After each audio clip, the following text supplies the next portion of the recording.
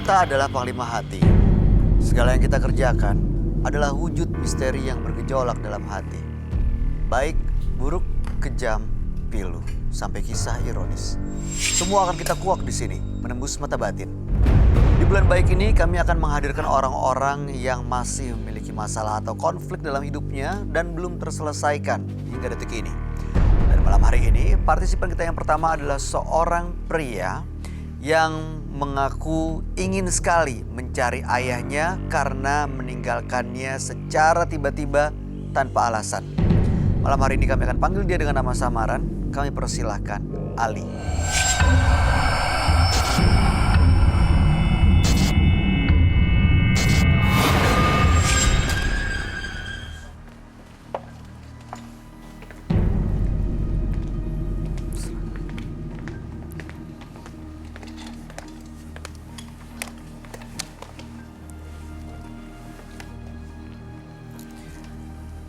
Selamat malam Mas Ali. Selamat malam. Benar Anda ingin sekali mencari ayahnya? Benar. Apa yang terjadi sebenarnya? Kemana sang ayah? Nggak tahu.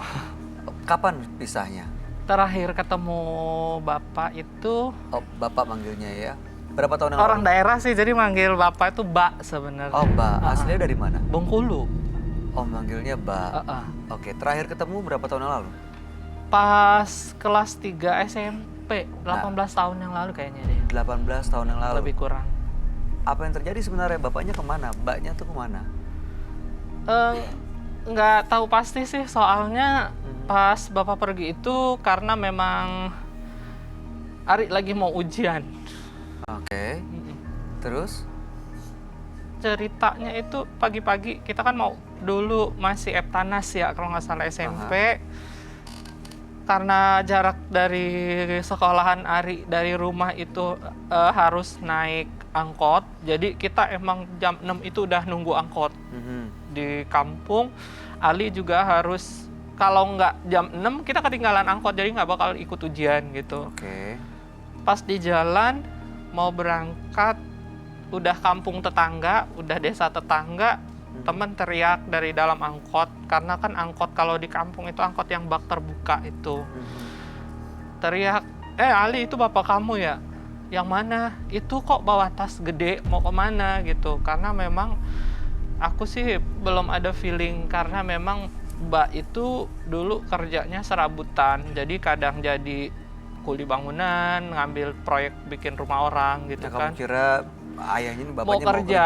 Iya. Oke, lalu? Jadi terus kata teman-teman, tapi kok nggak biasanya penampilannya rapi kayak mau pergi jauh gitu. Dan nggak tahu pada hari itu juga teman-teman tuh kayaknya lebih respect gitu, lebih lebih banyak tanda tanya teman-teman dibanding saya. Saya malah nggak terlalu ngegubris gitu, karena memang persiapan mau ujian kan, sambil ngapal-ngapalin lagi apa yang mau dikerjain ntar gitu. Dan sejak saat itu nggak pernah ketemu?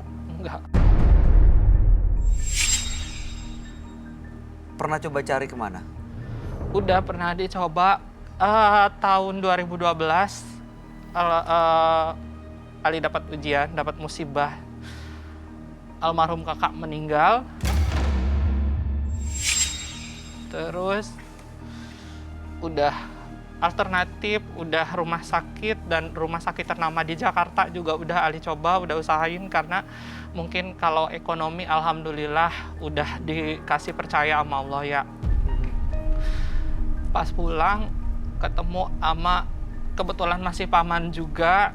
Kata paman, karena memang di rumah sakit udah diagnosa dari dokter itu, dokter udah ngasih omongan, Ali dibawa aja kakaknya pulang. Soalnya ini udah tinggal nunggu mukjizat dari Tuhan, nunggu keajaiban mungkin untuk sembuh. Dan kita sebagai orang yang paham jadi ngerti maksud dari omongan dokter itu apa kan. Akhirnya ketemulah sama paman, masih paman lah, orang dituain di kampung kan. Kalau di kampung itu ada yang namanya pemangku adat kan. Main, terus dia bilang cari bapaknya, mungkin dia punya kesalahan sama bapaknya gitu kan. Mau sejelek apapun bapak, tetap anak ya anak, bapak ya bapak, nggak bisa nyalahin kodrat, anak nggak bisa. Orang tua tuh nggak salah kalau sama anak gitu. Akhirnya dicari sama kakak, ketemu di kampungnya. Itu pun juga dalam udah berapa hari, 3 hari baru ketemu karena kakak bilang ke paman-paman dari saudara-saudaranya bapak minta tolong dicari karena ternyata bapak nggak stay di situ juga. Oh, terus Akhirnya dari keluarga pihak bapak juga ternyata baru tahu ternyata bapak pergi itu nggak tahu beneran apa mungkin itu nggak tahu ya, kita juga nggak bisa berburuk sangka. Akhirnya dicari, malam-malam datang pulang dan ternyata bener pas bapak pulang ke rumah. Dan setiap ke rumah itu mama tuh memang udah nggak mau ketemu bapak lagi, udah. pas pulang ibu mama nggak mau ketemu? Emak ya manggilnya si emak pergi ke rumah nenek dulu. Oh, menghindar. Jadi kita sebagai anak itu jadi dilema. Di sisi lain ini orang tua dua-duanya. Kita nggak bakal ada di dunia kalau nggak ada bapak gitu pun kalau nggak ada ibu. Akhirnya ibu diungsiin dulu, bapak datang, udah ketemu sama almarhum kakak. Selang hari ini bapak datang, besoknya almarhum meninggal. Kamu terduga cita ya. Iya. Ya. Harapannya datang ke menembus mata batin untuk apa sebenarnya? Yang pertama, di bulan Ramadan, udah berapa kali Ramadan ini, dulu mungkin bapak pergi ninggalin kita itu karena mungkin terhimpit ekonomi. Itu asumsi Ali sendiri, nggak tahu kalau saudara-saudara Ali yang lain. Terus sekarang tuh ekonomi udah, kita sebagai anak udah nggak nyusahin kok gitu. Kalau memang alasan bapak pergi nggak sanggup ngidupin kita udah mandiri kok sekarang gitu. Oke, jadi harapannya bapak bisa Ya, pulang sama-sama kumpul lagi pengen bareng sama ketemu. Terus kalau masih hidup ya, karena kita tuh nggak tahu, Ali sendiri tuh nggak tahu bapak masih hidup. Kalau hidup mana orangnya, kalau meninggal ya mana kuburnya, kita pengen ziarah gitu. Terus yang kedua, pengen tanya, hewan aja rela ngorbanin nyawanya demi anaknya gitu. Bapak, kalau memang kita ini darah daging dari Mbak sendiri, kita nggak minta materi kok. Kita pengen tahu kabar Mbak, sehat aja kita udah senang, udah itu aja sih. Karena mau gimana pun ya doa orang tua tuh harus komplit kalau memang masih hidup dua-duanya gitu. Betul. Ibu saat ini masih hidup, masih sama-sama. Masih, kita semua tuh ikut emak semua. Sama emak ya. Bagi Ali, mudah-mudahan malam hari ini kita sama-sama bisa membantu Ali untuk mengetahui kabarnya Mbak ya, ada di mana ya bapaknya ya. Mudah-mudahan beliau masih sehat dan bisa berkumpul sama-sama lagi. Kami akan ajak Ali dulu untuk ketemu dengan sahabat kami. Dia adalah seorang indigo. Kami persilahkan Roy Kiyoshi. Sebelumnya, tim Mata Batin sudah memberikan tanggal lahir dan nomor rumah partisipan kepada Roy Kiyoshi. Dengan mata batinnya, Roy akan membaca berdasarkan angka yang kami berikan.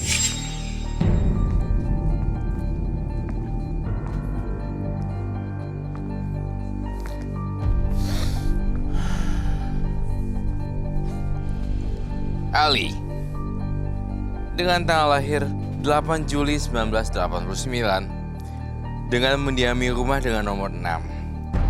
Sosok yang peka dan sering mengambil resiko. Saya merasakan ia ingin sekali merasakan kebahagiaan. Dari mata batin saya, masa lalunya Ali penuh dengan kepahitan. Hal ini yang membuat Ali ingin sekali merubah kehidupannya. Adanya kerinduan yang sangat kuat dari diri Ali kepada seseorang.